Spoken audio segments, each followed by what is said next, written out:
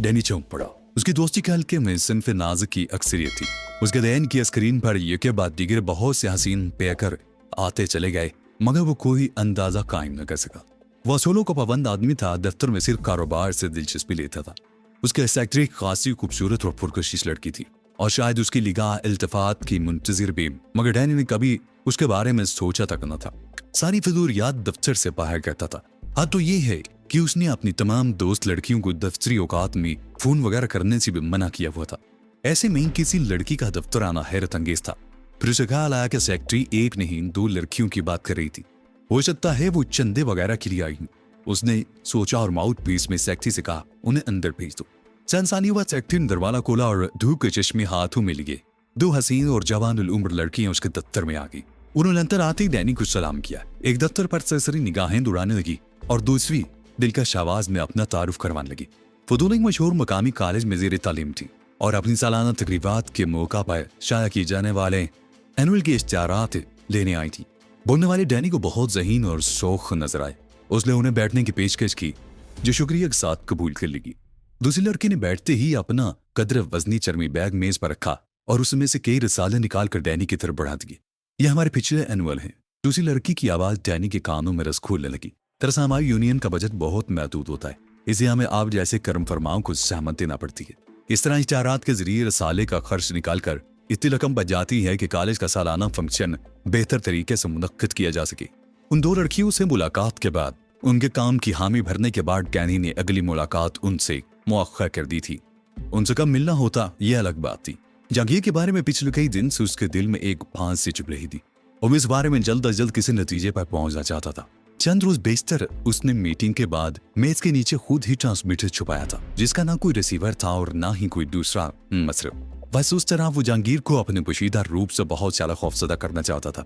Meeting के बाद उसने जहांगीर को फोन करके खासा मतऊम किया था और उस पर यह जाहिर किया था कि दूर होने के बावजूद मीटिंग की पूरी कार्रवाई से बाखबर रहता है। अपनी बात में वजन पैदा करने के लिए उसने जहांगीर को पोशीदा ट्रांसमीटर के बारे में बता दिया था। जहांगीर से गुफ्तगू के दौरान डैनी ने जिस तरह अपने बारे में शुबहात का इज़हार किया था, उसके पीछे नजर उसे पूरा यकीन था कि जहांगीर फौरी तौर पर सराहता कायम करके उसे लान तान जरूर करेगा और आइंदा जीवा हाउस की मिजमों पर मुहतात रहने का मशवरा देगा। लेकिन जहांगीर ने उस मामले में बिल्कुल ही चुप साध ली थी। गो उन दोनों की किसी मुलाकात की नौबत नहीं आ सकी थी, लेकिन 2 बार फोन पर जरूर गुफ्तगू हुई थी और जहांगीर ने उस बारे में एक लफ्ज पे नहीं कहा था। अब डैनी बजाते खुद उस मामले को देखना चाहता था। डैनी के लिए अपने हमदर्दाना रवैये के इजहार के बावजूद जहांगीर दिल में न जाने क्या मंसूबा लेके बैठा था। डैनी उसके घर पहुंचा तो जहांगीर ने खुशगवार हैरत से उसका इस्तकबाल किया। उन दिनों जहांगीर की बीवी लाहौर गई हुई थी, लिहाजा वो शायद उस मोहल्ले से पूरी तरह फायदा उठा रहा था, क्योंकि डाइनिंग रूम में वो अकेला नहीं था।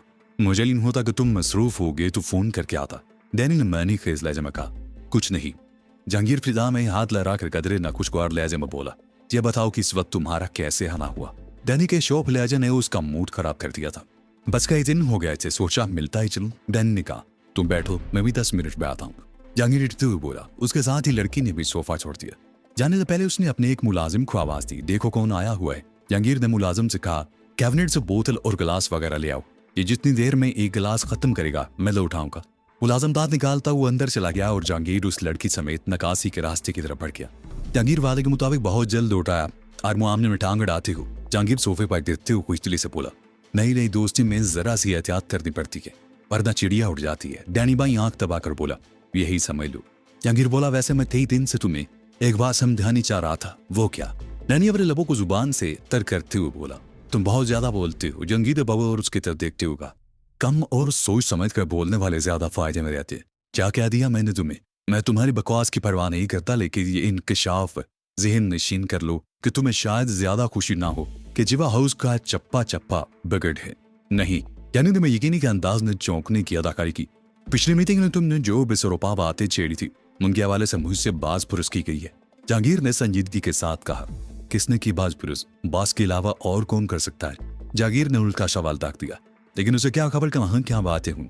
डैनी ने इंतबाह अमेज लहजे में सवाल किया, इसीलिए तो कह रहा हूं कि जीवा हाउस में जगह जगह खुफिया माइक लगे हुए हैं और वह हमसे दूर रहकर भी एक एक लफ्ज से बाखबर रहता है। मैं नहीं मान सकता। डैनी ने बेयकीनी के साथ कहा, ये रिपोर्ट तुम खुद उसे देती हो और अब अपना खुदूस जताने के लिए ये कहानी सुना रहे हो। मैं खुद हैरान रह गया था। जहांगीर अपने लिए गिलास तैयार करते हुए बोला। उसने बाज बातें लफ्ज ब लफ्ज थुराई थी। फिर वही मुझे तंबीह की कि इमारत में जा बजा माइक नस्ब है। एक आरजी ट्रांसमीटर तो खुद मैंने वहां से निकाला है। कहाँ है वो? हलाल के मुताबिक जाया कर दिया। जहांगीर बोला, आइंदा तुम्हें बहुत मोहतात रहना होगा, बहुत ज्यादा बर्म हुआ होगा। जैन ने खौफजदा होने की अदाकारी करते हुए सवाल किया। बमुश्किल उसे राजी कर सका। जहांगीर सिगरेट सुलगाते हुए बोला, वरना वो तो तुम्हें सजा देने पर तुला हुआ था और उसकी सजा मामूली हरगिज नहीं होती। उससे तुम्हारी बात कब हुई थी? मीटिंग के बाद। वो तो उसका सदा का मामूल है। और तुम आज 5वें दिन बाद मुझे बता रहे? डैन ने मुलायम व तमीज लहजे में कहा। मैं मखमस में था। जहांगीर ने ईमानदाराना लहजे में कहा, और शायद तुमसे जिक्र ही न करता, मगर तफसील चाहने बगैर तुम अपनी हरकतों से बात नहीं आते। डैनी उसकी तरफ देखकर अपने सर को तोफीमी अंदाज में जुम्बश देने लगा। जिस रात हीरोइन बाजार में पहली मर्तबा तकसीम की गई, लोगों ने ज्यादा दामों की बिना पर उसमें कोई खास दिलचस्पी नहीं ली, मगर अगले दिन बाजार में उसी का चर्चा था। नशेबाजों के लिए हेरोइन सनसनीखेज साबित हुई थी। सरोर लज्जत और गटोपेश फैले हुए दुखों से बेखबरी का ऐसा क़यामत खेज इम्तिजाज पहले कभी उनके तजुर्बे में नहीं आया था। उनके आदमियों को हेरोइन कीमतन बाजार में फरोख्त करने का हुक्म मिला था, जिसमें कीमत का तयन उन्हें फिर छोड़ दिया गया था। लकबल यासूनों के तहत काम करने वालों के लिए ये छूट बहती गंगा बन गई और बाजार की खस्ता हाली में हर एक ने बढ़ चढ़ कर दाम कमाए। अबेदीन चरस की भी एक बड़ी खेप शहर में आ गई। माल की कमी को सुनहरी मौका समझते हुए कुछ नए लोगों ने कलम जमाने की कोशिश की थी और छोटे मोटे मंशियात फरोशों ने भी पूरे वसाइल जमा करके मार्केट पर कब्जा जमाने की कोशिश की थी।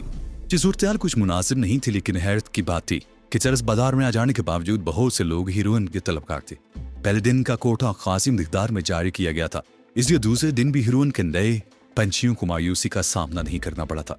लेकिन तजुर्बेकार दलालों और अड्डे के मालिकान ने पहले ही हल्ले में बाजार का रुख भांप लिया था। लिहाजा हर तरफ से माल की तलब शुरू हो गई थी। उस गैर मुतवक्के सूरत हाल से वो चारों ही बुखलाए हुए थे। जहांगीर बेचैनी से बास के फोन का मुंतजिर था और थोड़ी थोड़ी वक्फों से उस बारे में डैनी का दिमाग भी चाट चुका था। लेकिन डैनी अहमक नहीं था जो उस नाजुक मरले पर अपने तौर पर जहांगीर से राब्ता कायम करके उसे अपना बोझ हल्का करने का मौका देता। उसे खुद बास के फोन का इंतजार था। चर्च की सप्लाई से अचानक हाथ खींच लेने की बिना पर बाजार में उनके आदमियों की साख खासी बिगड़ गई थी, मगर उन्होंने ये उम्मीद दिलाते हुए बाजार से अपना राब्ता कायम रखा कि जल्द ही वो नया माल बाजार में लाने वाले हैं। नया माल क्या होगा ये ना उन कारिंदों को मालूम था और ना वो आगे कुछ बता सके थे। फिर जब उन्हीं जराए से हीरोइन बाजार में फैली और तेजी से मकबूल हुई तो उनकी साख हैरतनाक तौर पर बहाल होती नजर आने लगी, जिसका सबूत खतीर मालियत के फौरी आर्डर थे। गनी सख्त इतराब से दो चार था। उसे अंदाजा था कि उस बार वो वक्त पर बाजार की जरूरियात न पूरी कर सके तो हमेशा के लिए बाजार से बाहर हो जाएंगे। उनके इलाकों के रेल प्रेल का सारा इन्हिसार उस छोटे छोटे अड्डों पर था जो शहर की गुंजान आबादियों में गली गली फैले हुए थे और ग्राहकों को 2, 4 या 10 रुपए का माल फरोख्त करते थे। उन अड्डों में कोई बाहमी रगबत नहीं था। खुदरू तरीके पर उन इलाकों में उभरते और फिर जमते चले गए। यहाँ मकामी आबादी में मंशियात की सरपरस्ती का ढका छुपा रुझान मौजूद था। लाखों के माल का हेर फेर करने वालों के लिए उन खुदरू अड्डों के मुतवाजी अपनी तंजीम कायम करना और उसे उसी कदर कामयाबी से चलाना नामुमकिनात में से था। दूसरी तरफ खराबी ये थी कि ऐसी किसी कोशिश के नतीजे में बड़ी आसामियों के गिरबान आसानी पुलिस की दस्तरस में आ जाते। लिहाजा निचली सतह पर सारा लेन देन उन्हीं पर छोड़ दिया गया था। ये लोग शहर में कायम चंद बड़े मराकज से वाकिफ थे और अपनी जरूरियात की जुमला मंशियात उन मराकज से थोक दामों पर ले आते थे और उनके खुर्दा फरोख से भारी इंतजामी अखराजात के अलावा खतरे मुनाफा भी कमाती थी। एक्साइज महकमा पुलिस या किसी दूसरी एजेंसी की तरफ से कार्रवाई होती तो यही खुदरू अड्डे निशाना बनते और बड़े लोगों का भरम कायम रहता। उसका वास हीरोइन बाजार में ले आने का हुक्म देने के बाद से गायब था। पिछला दिन उसे किसी राब्ते का बगैर गुजरा था और वो दूसरा दिन था। मजबूरी यह थी कि डैनी को ना उसके किसी ठिकाने का इल्म था और ना वो उसकी शख्सियत से वाकिफ था जो अपने तौर पर उससे राब्ता कायम करने की कोशिश करता। आखिर शाम भी 6 बजे फोन की घंटी बजी और डैनी ने झपट कर रिसीवर उठा लिया। तजुर्बा कामयाब रहा है। दूसरी तरफ से वही जानी पहचानी भारी और गनूदा आवाज सुनाई थी। खुदा का शुक्र है सर। वैन में इत्मीनान का गहरा सांस लेकर कहा, हम बुखलाए हुए हैं। शहर में लोग फौरन माज जाते हैं। पिछली बार खुली छूट थी, अब हम अपने दाम लेंगे। पहले डिलीवरी के साथ ही अगले दाम बता दिए गए थे। पार्टियां इस पर आमादा है, बल्कि रकूम पेशगी देने को तैयार है। सीधे गुलशन इकबाल चले आओ। खिलाफ मामूल पहली बार उसे कहीं पहुंचने का हुक्म दिया गया। हसर स्क्वायर देखा हुआ था तुम्हारा? Yes sir. इस बार तरीकाकार में तब्दीलियां की गई। तुम टैक्सी से पहुंचोगे। चौराहा अबूर करते ही बाएं हाथ पर फ्लैटों की तरफ घूमने वाली सड़क के किनारे 79 के मॉडल की सुर्ख करोला खड़ी होगी। ट्रायलिंग सीट वाला तुम्हारे ब्लैक गोल्ड कहने पर ग्रे हाउंड्स का हवाला देगा, बाकी बातें वो ही समझाएगा। कार का नंबर क्या होगा सर? डैनी ने जिल्द से पूछा। उसे भूल जाओ, वो कुछ भी हो सकता है, खुश्क लहजे में कहा, या सिलसिला मुनक़ते हो गया। डैनी रिसीवर को हाथ में लिए चंद सानियों तक यूं घूरता रहा जैसे उसमें से किसी के निकल पड़ने की तवक्को हो, फिर उसे आहिस्तगी से क्रेटर पर डाल दिया। वो एक पैर कुर्सी पर रखकर होले होले अपनी खोपड़ी सलांग लगा। उसे बेशतर बात साया का मात उसको उसी अंदाज में दिया करता था जैसे वो सब डैनी को खुद करना हो। मगर बरसों पहले तयशुदा तरीकाकार के तहत डैडी हुर्राती हुई मखसूस आवाज में वो हदायत जहांगीर को सुनाकर मुतमिन हो जाता था।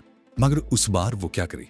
अहकामात पहले की तरह दिए गए थे, तरीकाकार में तब्दीलियों का भी जिक्र था, मगर वो ये पूछना भूल गया था कि वो हदायत उसे जहांगीर तक पहुंचानी थी या खुद ही हसन अस्क्वायर की तरफ थोड़ लगानी थी। वो कई मिनट तक सोचता रहा, फिर उस नतीजे पर पहुंचा कि उसे शक का फायदा उठाना चाहिए।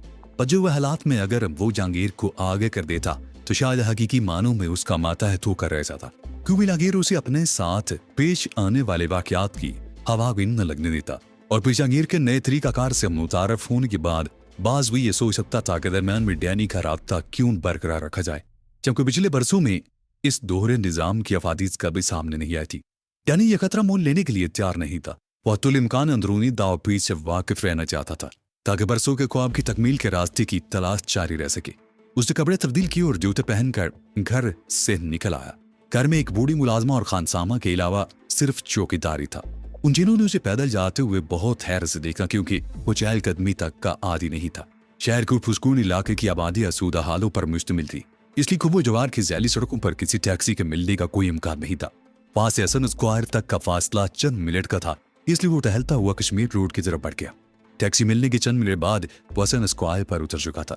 उसे दूर चौराहे से ही उस कार का धुंधला सा फाका दे गया था जो तयशुदा मकाम पर मौजूद थी। मगर बराह रास्त उधर जाने के बजाय डैनी पान वाले के कैबिन की तरफ हो लिया।